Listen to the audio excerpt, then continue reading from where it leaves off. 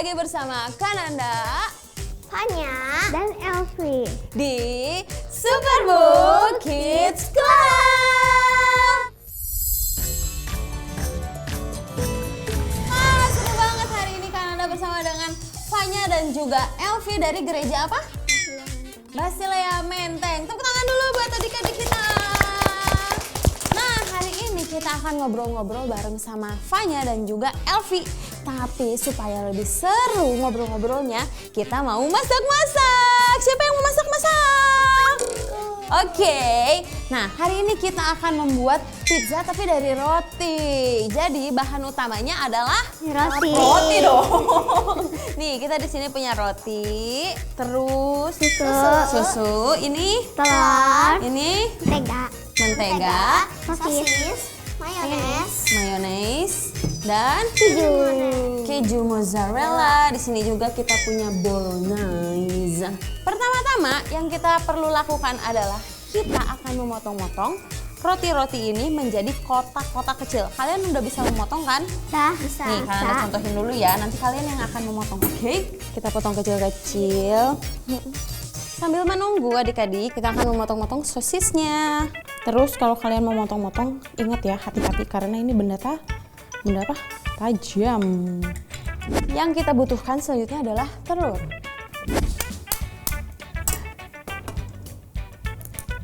Sekarang kalian satukan menjadi adonan menggunakan sendok. Nah, kita akan tuangkan susu sampai semuanya tercampur rata. Nah, selanjutnya kita akan memanaskan kompor. Lalu kita taruh ini, apa namanya? Mentega. Sampai menteganya mencair. Nah, kalau sudah mencair, saatnya kita menuangkan adonannya.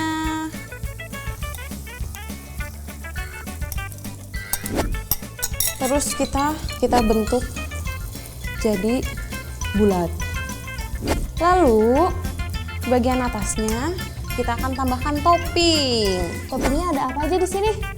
Ada sosis. Nih, kalian mau taruh sosisnya ke atas? Silakan. Terus kalian suka mayones? Suka. Kita taruh mayones. Kita oles-oleskan saja di bagian atasnya. Lalu apalagi? Kita punya keju mozzarella. Tapi sebelumnya kita taruh ini dulu deh. Saus bolognese. Selanjutnya adalah keju mozzarella. Sudah mulai merah. Sekarang kita tinggal menunggu deh sampai dia matang. Yeay, udah jadi. Lihat, menarik sekali tidak? Mantep. Jadi deh pizza roti ala Kananda, Fanya, dan Elvi. yeay, udah jadi. Tepuk tangan dong buat kita.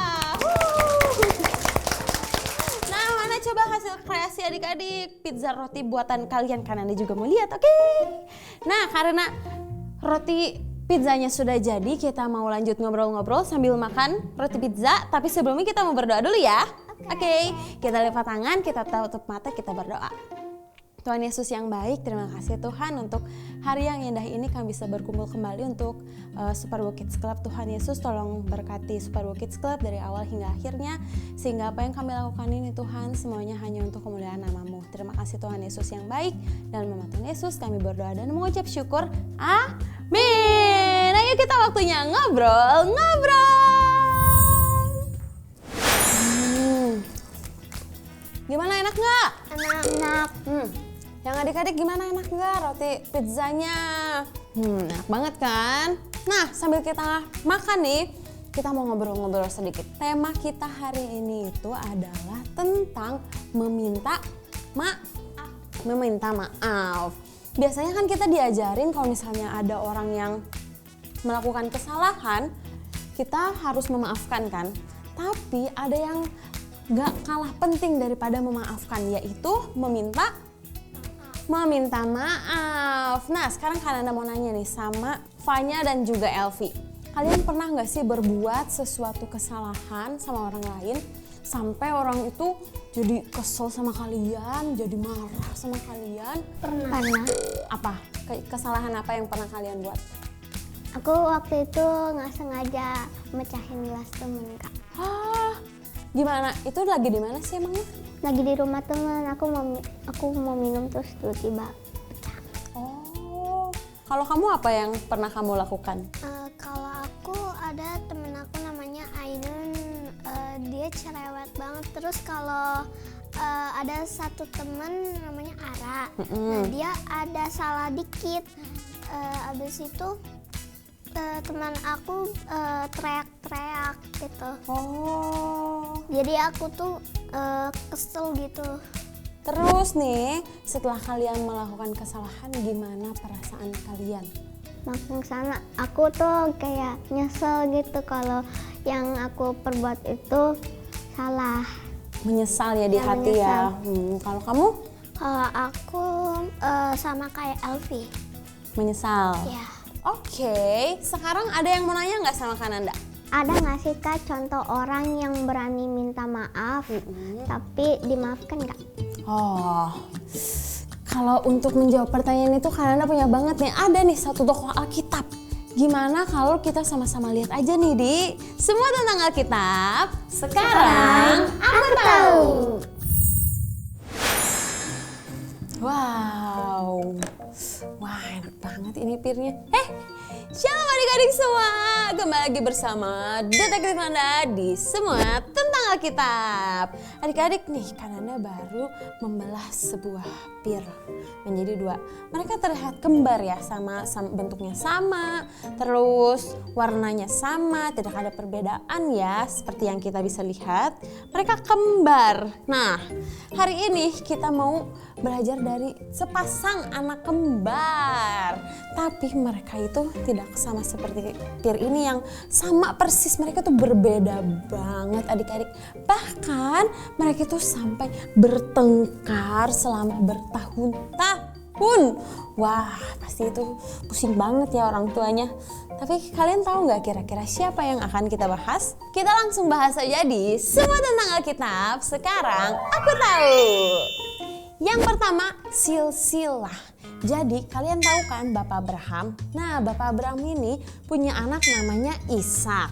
Nah, Ishak mempunyai istri bernama Ribka.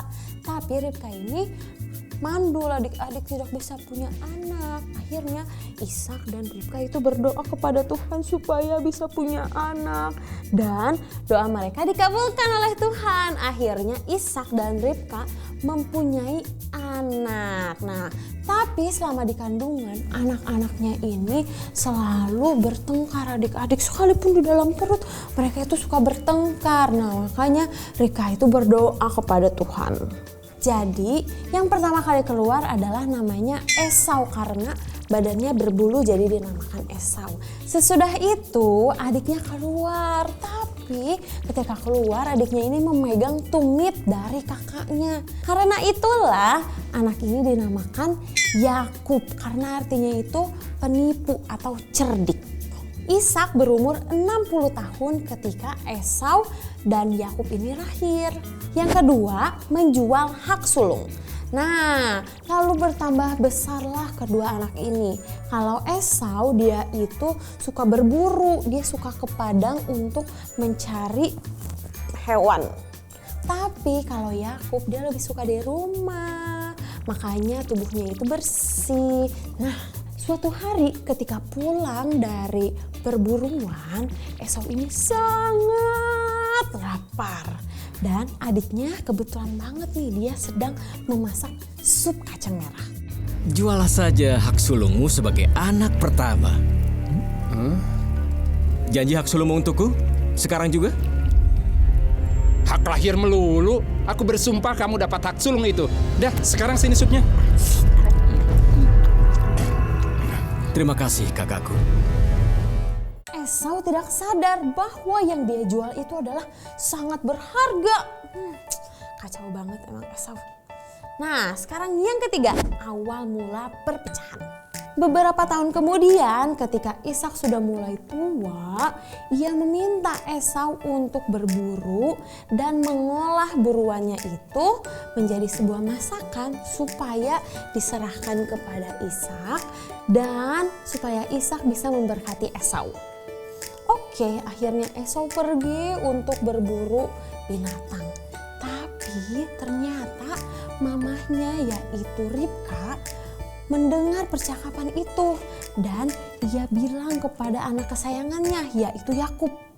Ayah bilang dia akan memberkati Esau sebelum kematiannya.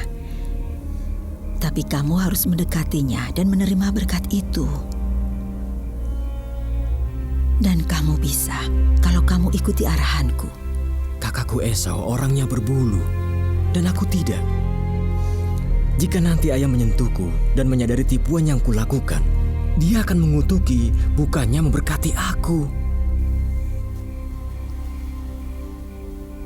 Biar ibu yang tanggung.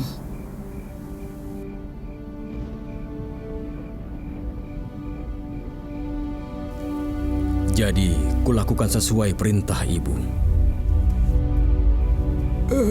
Siapakah engkau yang di hadapanku? Akulah Esau, anak sulungmu. Telah kulakukan apa yang ayah minta. Duduklah dan makan daging masakanku. Lalu ayah berkati aku.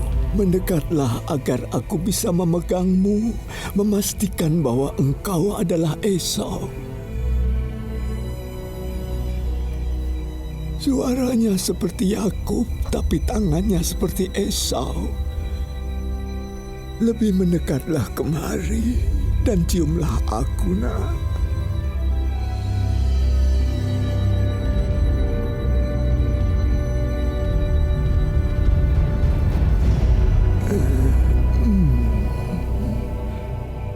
Sungguh bau anakku adalah bau padang yang diberkati Tuhan.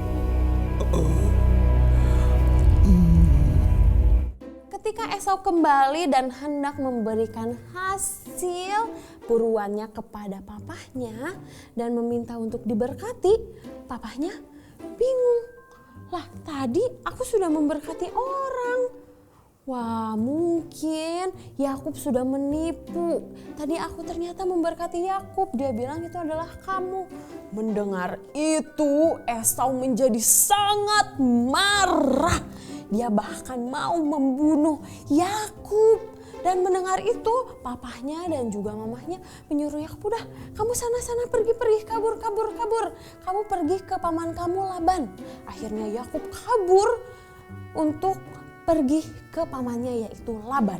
Di sana Yakub bekerja sangat keras sehingga ia bisa mendapatkan istri dan juga bisa mempunyai harta setelah ia bekerja bertahun-tahun kepada Laban.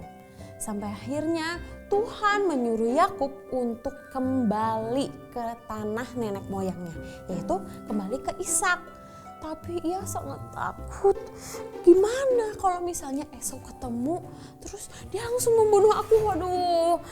Yakub saat itu takut sekali adik-adik karena dia sudah berbuat salah kepada Esau karena dia sudah menipu dan mencuri hak yang harusnya milik Esau. Oleh karena itu Yakub mengirimkan hambanya untuk bertemu duluan kepada Esau. Dan ketika hambanya balik kepada Yakub, dia bilang, "Tuanku Yakub, Esau memiliki 400 orang bersama dengannya." Wah, Yakub menjadi tambah takut. Waduh, bagaimana ini? Esau bersama dengan 400 orang, aku harus gimana? Tambah takutlah Yakub adik-adik. Tapi akhirnya Yakub tahu, wah yaudah kita akan bagi kelompok ini menjadi dua kawanan. Kelompok yang pertama itu akan membawa persembahan untuk Esau. Persembahannya adalah 200 kambing betina dan 20 kambing jantan. Terus ada 200 domba betina dan 20 domba jantan. Ada 30 onta yang sedang menyusui beserta dengan anak-anaknya dan 40 lembu betina dan 10 lembu jantan dan 20 keledai betina dan 10 keledai jantan. Kawanan yang kedua adalah Yakub dan keluarganya. Yakub berpikir supaya dia bisa merebut hati kakaknya itu dan dia memberikan persembahan yang banyak itu tadi adik-adik. Kira-kira apa yang akan terjadi ya selanjutnya? Nah, yang keempat, Yakub dan Esau bertemu. Keesokan harinya, Yakub memberanikan diri untuk bertemu dengan kakaknya untuk meminta maaf.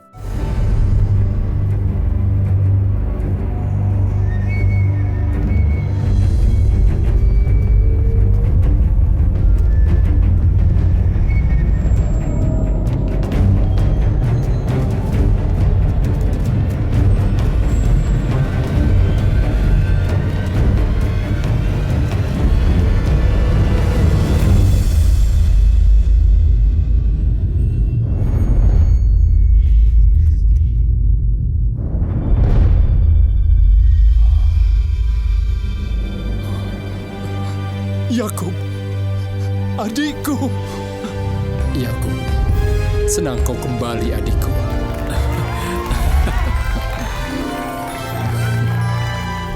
Adik-adik butuh keberanian dan kerendah hatian serta ketulusan supaya Yakub bisa meminta maaf kepada Esau yang sudah ia tipu selama bertahun-tahun.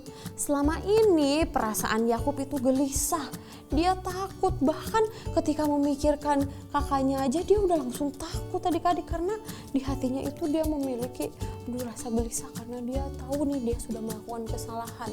Tapi adik-adik, ketika dia sudah berani untuk meminta maaf kepada kakaknya, ia menjadi gembira dan merasa tenang karena hubungannya dengan kakaknya akhirnya baik lagi dan kakaknya juga mau memaafkan Yakub dengan senang hati. Mereka akhirnya menjadi saudara yang baik lagi deh. Yeay! Nah, adik-adik semua, hari ini kita sama-sama belajar nih dari Yakub bahwa ketika kita melakukan kesalahan, kita harus berani untuk mengakuinya dan kita harus berani untuk meminta maaf, karena dengan meminta maaf itu akan terjadi kedamaian dan sukacita di dalam hati kita. Buat adik-adik atau papa, mama dan kakak-kakak semua yang menyaksikan tayangan ini dan mungkin pernah melakukan kesalahan, terus kalian mau minta maaf nih, tapi kalian masih takut atau kalian bingung bagaimana caranya supaya bisa minta maaf, papa, mama dan kakak-kakak semua serta adik-adik bisa langsung WA ke nomor yang ada di bawah sini ya. Karena kita siap 24 jam untuk mendengarkan cerita kalian dan siap untuk mendoakan kalian semua. Jadi jangan lupa langsung untuk hubungi nomor di bawah sini ya. Sekian semua tentang Alkitab hari ini. Buat kalian yang mau request, Kak aku mau bahas tentang ini dong, Kak aku mau bahas tentang ini dong, kalian bisa langsung DM ke Instagramnya Superbook Indonesia. Oke semuanya, sampai jumpa di Semua Tentang Alkitab selanjutnya. Sekarang aku tahu, dadah!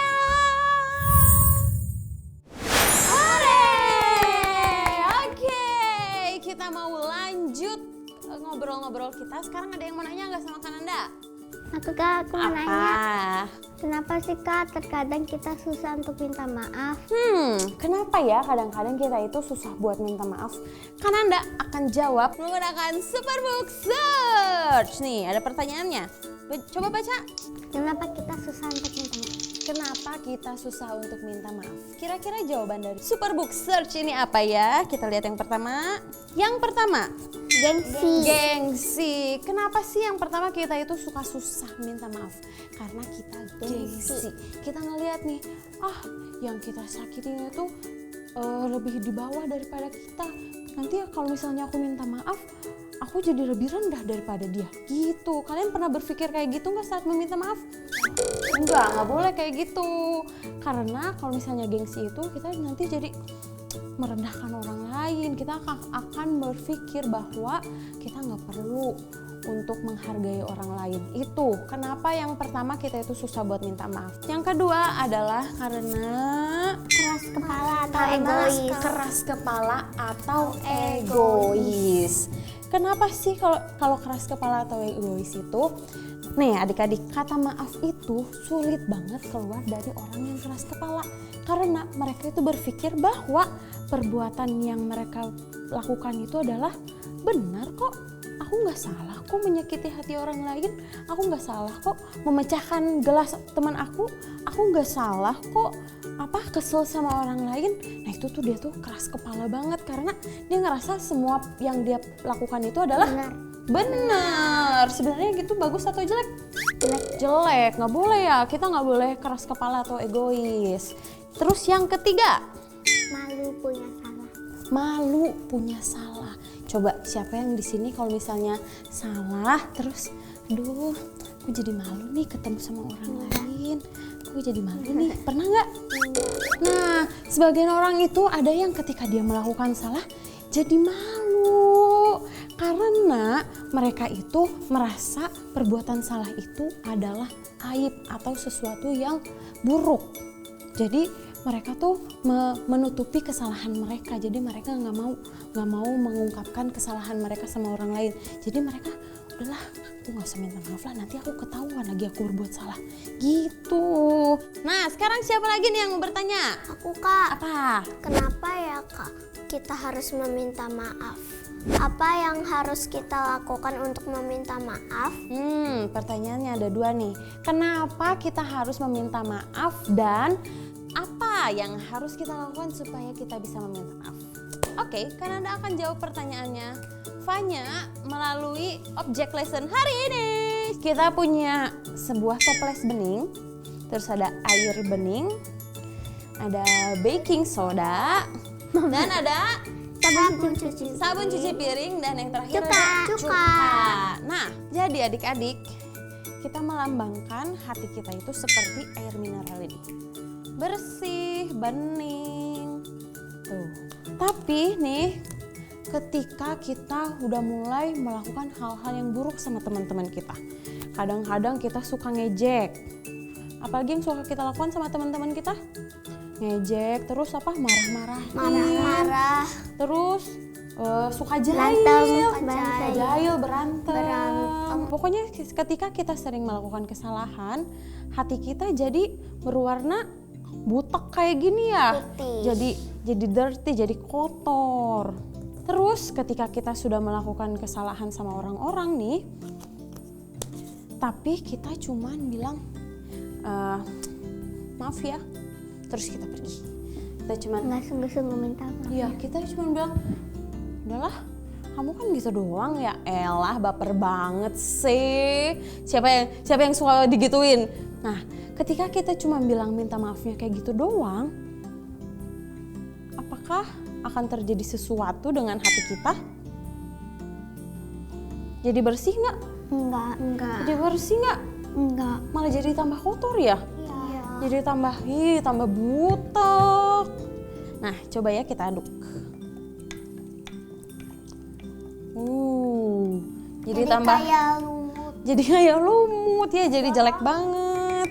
Nah, tapi adik-adik, hari ini kita mau sama-sama belajar. Kalau ketika kita melakukan salah kepada orang lain, yang harus kita lakukan adalah yaitu yang pertama, kita harus meminta maaf dulu dan berdoa sama Tuhan. Kita harus mengakui kesalahan kita sama Tuhan. Karena nih di 1 Yohanes 1 ayat 9 ada ayat yang berbunyi seperti ini. Kita hafalin bareng-bareng ya. Oke? Adik-adik di rumah kita hafalin bareng-bareng ya. Oke, 1, 2, 3. 1 Yohanes 1 ayat 9. Jika kita mengaku dosa kita, maka ia adalah setia dan adil. Sehingga ia akan mengampuni segala dosa kita dan menyucikan kita dari segala kejahatan. Nah, ketika kita sudah meminta ampun sama Tuhan, Dia adalah Allah yang setia dan adil. Jadi ketika kita mau mengakui semua kesalahan kita sama Tuhan, Ia akan menyucikan kita dari segala dosa. Nah, kalau hati kita sudah bersih, sudah disucikan sama Tuhan, kita juga harus mengakui kesalahan kita sama orang lain. Kita nggak boleh tutup-tutupin kesalahan kita. Kita juga nggak boleh gengsi tadi ya. Sama satu lagi kita nggak boleh apa? Malu dan keras kepala. Malu dan keras kepala kalau misalnya kita punya kesalahan. Nah, kalau sudah begitu, ketika kita sudah mau mengakui kesalahan kita harus meminta maaf dengan tulus, dengan ikhlas. Apa yang akan terjadi kalau kita melakukan hal-hal yang seperti itu? Apakah akan terjadi sesuatu? Kita lihat bersama-sama. Wow! Tuh, lihat ya adik-adik. Ketika kita mau melakukan semua hal-hal yang tadi udah Kananda sebutin, hati kita akan dipenuhi dengan kedamaian. Tuh, hidup kita itu akan penuh dengan rasa sukacita, damai, nggak takut lagi. Jadi, tadi pertanyaannya, Fanya, apa yang pertama? Kenapa kita harus meminta maaf? Supaya nih yang pertama adalah supaya hubungan kita dengan orang lain itu menjadi damai, menjadi bagus, menjadi baik, nggak berantem, ya kan?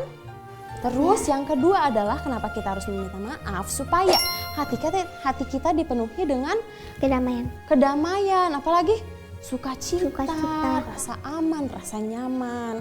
Nah terus yang kedua tadi pertanyaannya apa? Apa yang harus kita butuhkan supaya kita bisa memaafkan orang lain? Kita harus, tadi yang pertama kita harus meminta maaf dan mengakui dosa kita sama Tuhan Yesus. Nah, supaya Tuhan Yesus menyucikan hati kita. Ketika hati kita sudah disucikan, kita harus mengakui kesalahan kita sama orang lain. Terus kita meminta maaf dengan sungguh-sungguh dan dengan tulus. Jadi siapa yang mulai hari ini mau meminta maaf dengan sungguh-sungguh kepada orang lain? Aku, Kak. Bagus. Dan jangan lupa juga kalau misalnya ada orang yang mau minta maaf, kita harus maafin atau enggak?